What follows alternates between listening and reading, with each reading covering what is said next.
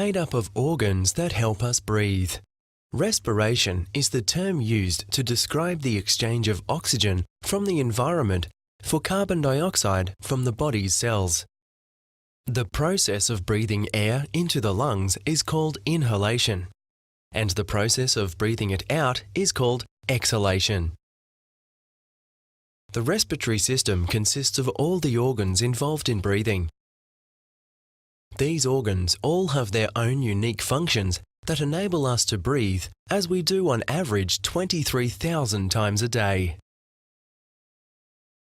The respiratory system includes the nose and nasal cavity, which perform a number of important functions, such as providing us with a sense of smell, warming and moistening the air we breathe in, filtering out irritants such as dust, and assisting us in the development of sound.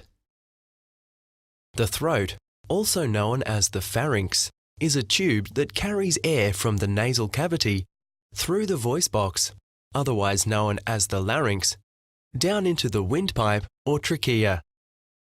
The windpipe then splits into two breathing tubes, which carry the air into the lungs. These breathing tubes are called the bronchi, which extend into the bronchioli.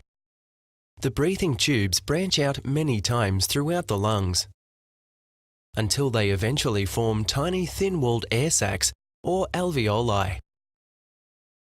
The respiratory system does two very important things. It brings oxygen into our body, which we need for our cells to live and function properly.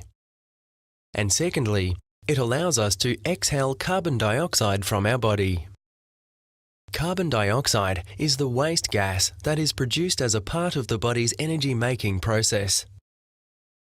As you watch the inhalation through the nose, throat, voice box, and into the breathing tubes, you will notice the lungs inflating. As we breathe in, muscles are working to inflate the lungs. The diaphragm, a large sheet of muscle which stretches across our chest under the rib cage, does most of the work during inhalation, causing the chest to expand as the lungs fill with air. The air travels down to the end of the breathing tubes, where it enters the tiny air sacs. The tiny air sacs are filled with oxygen from the air travelling down from the breathing tubes. Covering each tiny air sac is a whole network of tiny blood vessels called capillaries.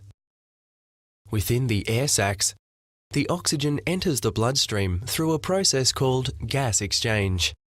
The tiny air sacs have extremely thin walls with a large surface area lined with fluid to enable gases to dissolve.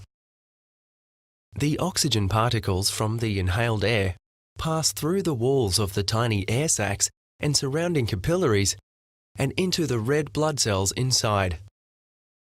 The oxygen particles are then carried in the blood by structures called arteries. The arteries carry oxygenated blood around the body to all your organs and tissues. This process is essential for our well-being. As the oxygen particles are diffused through the walls of the tiny air sacs into the bloodstream, carbon dioxide, a waste product of the body, is travelling in the opposite direction.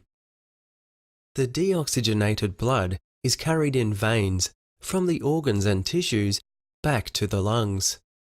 Carbon dioxide is diffused from the blood through the capillaries and into the air within the tiny air sacs. Now that the air in the tiny air sac is saturated with carbon dioxide, the exhalation can now occur. Watch as the diaphragm relaxes and air is forced out of the lungs. The air travels back up the breathing tubes and is expired into the atmosphere. The lungs are a lot like balloons in that they require energy to expand, but no energy is needed to get air out. This makes exhaling an automatic response after inhalation. The respiratory system provides protection against foreign particles to prevent them entering the sensitive airways and causing disruptions to the gas exchange process. There are a number of protective mechanisms which the respiratory system has developed to safeguard itself. The nose filters the air we breathe in trapping dusts and other foreign particles.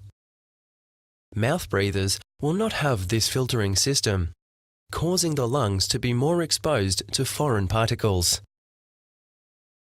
If the dust does happen to get past the nose, the airways are lined with a sticky mucus which catches the foreign particles. Tiny hair-like structures line the airways to help move the mucus. The cough, which is a reaction to irritated airways, removes the sticky mucus from the airways. Mouth breathing has a number of impacts besides bypassing the filter system of the nasal cavity. Air inhaled through the mouth doesn't have the chance to get humidified in the nasal cavity, exposing your breathing tubes to harsh, dry and uncleansed air. Mouth breathing is also related to increased risk of infection, anxiety, stress, sleeping problems, and reduced immunity to infective bacteria.